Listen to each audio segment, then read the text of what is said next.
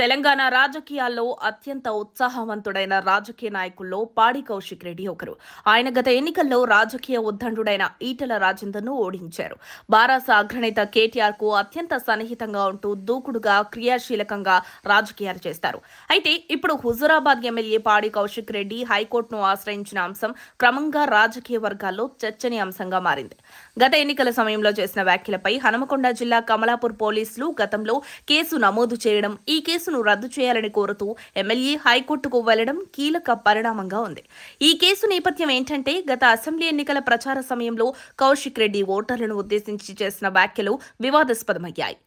మీరు ఓటు వేయకపోతే మా ముగ్గురి శవాలను చూస్తారని, మా విజయ యాత్రకు రండి లేదా శవయాత్రకు రండి అనే వ్యాఖ్యలు కొన్ని వర్గాల విమర్శలకు గురయ్యాయి.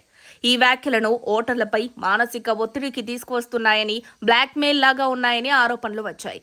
ఈ వ్యాఖ్యలపై కమలాపూర్ పోలీసులు ప్రాథమిక విచారణ జరిపి కేసు నమోదు చేశారు. కేసు చట్టవిరుద్ధ ప్రచారం కింద నమోదు చేయబడింది. దీనిపై తెలంగాణ హైకోర్టు నిర్ణయం కీలకమవుతోంది. ఎమ్మెల్యే పాడి కౌశిక్ రెడ్డి తన పిటిషన్లో ఈ కేసు చట్టపరంగా సరైన ఆధారాలు లేకుండా నమోదైందని, రాజకీయ ప్రయోజనాల కోసం తనను టార్గెట్ చేశారని, ఎమ్మెల్యే పాడి కౌశిక్ రెడ్డి తన పిటిషన్లో ఈ కేసు చట్టపరంగా సరైన ఆధారాలు లేకుండా నమోదైందని, రాజకీయ ప్రయోజనాల కోసం తనను టార్గెట్ చేశారని వాదించారు. తన మాటలు తప్పుగా అర్థం చేసుకున్నారని, వాటిని వ్యక్తిగత భావోద్వేగంగా మాత్రమే చూడాలని పేర్కొన్నారు. హైకోర్టు ఈ పిటిషన్పై విచారణ చేయనుంది.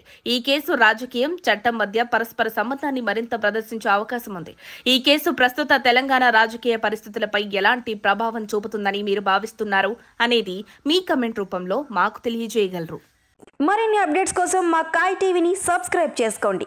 మా వీడియో కనుక మీకు నచ్చినట్లయితే లైక్ చేయండి, షేర్ చేయండి. మీ విలువైన అభిప్రాయాలను కామెంట్ బాక్స్లో తెలియజేయండి.